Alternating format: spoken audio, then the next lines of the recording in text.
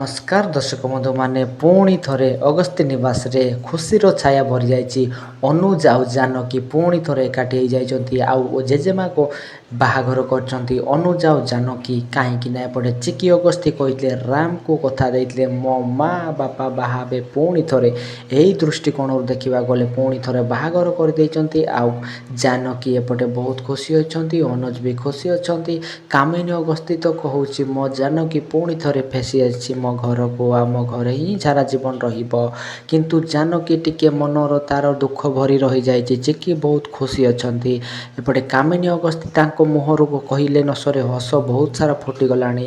କିନ୍ତୁ ଏପଟେ ଜାନକୀ ମାନେ ଯଶୋଦା ଦେବୀ ସେ ମନରେ ଟିକେ ଦୁଃଖ ଭରି ଦେଇଛନ୍ତି। ତ ଦର୍ଶକ ବନ୍ଧୁ ଅଗସ୍ତ୍ୟ ନିବାସରେ ବାହାଘର ସରିଯାଇଛି।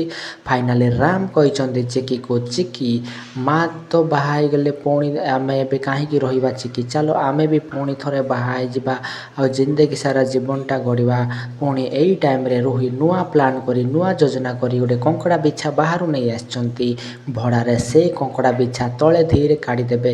ପୁଣି ରୋହି କହିବେ କି ମୁଁ ଆସିଗଲି ବୋଲି ତୁ କ'ଣ ଚାଲିଯିବୁ, ତୁ କ'ଣ ଶାନ୍ତିରେ ରହିବୁ, ଏମିତି କହିକି ସେ କଙ୍କଡ଼ା ବିଛାକୁ ତଳେ ଛାଡ଼ିଦେବେ। ସେ କଙ୍କଡ଼ା ବିଛା ଧୀରେ ଧୀରେ ଯିବ ଚିକି ଆଡ଼କୁ ଆଉ ଚିକି ଆଡ଼କୁ ମାଡ଼ି ମାଡ଼ି ଆସ୍ତେ ଆସ୍ତେ ଚିକିଙ୍କ ଗୋଡ଼ରେ କାମୁଡ଼ି ଦେବ ଆଉ କାମୁଡ଼ି ଦେଲେ ଚିକି ସେଠି ହିଁ ତଳେ ପଡ଼ିଯିବ ଆଉ ବେହୋସ ହେଇଯିବ। ତ ଚିକି ସତରେ କ'ଣ ବଞ୍ଚିଛନ୍ତି ନା ମରିଯାଇଛନ୍ତି? ତ ପ୍ଲିଜ୍ କମେଣ୍ଟ ମାଧ୍ୟମରେ ଆପଣମାନେ ଜଣାଇବେ। ଜୟ ଜଗନ୍ନାଥ, ନମସ୍କାର।